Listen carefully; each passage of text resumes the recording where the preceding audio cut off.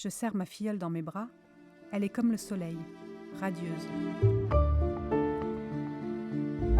Alors j'ai découvert l'expérience en studio il y a 3 ans et j'ai adoré tout de suite. Et depuis, c'est devenu un plaisir de retrouver mes personnages chaque année et de leur donner vie comme ça autrement. Du jour où Bianca est venue au monde, tu as eu ce parfum, celui de ta fille. Comme si elle et toi n'étiez qu'une seule et même personne.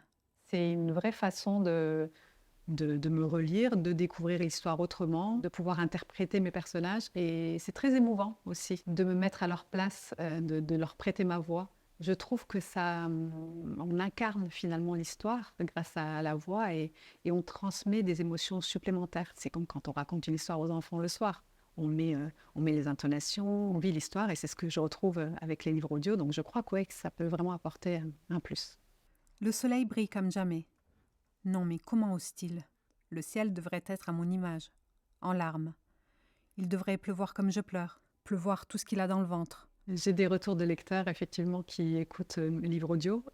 Ça me fait vraiment toujours plaisir parce que, justement, je ne me sentais pas légitime au départ dans ce rôle. Et puis, ils me disent que ça apporte un plus quand c'est lu par l'auteur parce que, a priori, on est les mieux placés pour savoir quelle intonation donner, quelle intention donner à certaines phrases.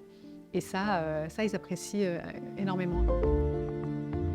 Je suis une grande consommatrice de livres audio. C'est marrant parce que je n'écoute pas les mêmes livres que je lis, puisque je fais vraiment la différence entre ces deux moments de lecture. Et d'ailleurs, j'écoute aussi des livres différents. Par exemple, j'écoute des polars alors que je lis très peu de polars. Et j'adore ça. J'adore me plonger dans cette bulle avec ces personnages que je découvre. Et je pourrais vraiment plus me passer des livres audio. J'en écoute plusieurs par mois.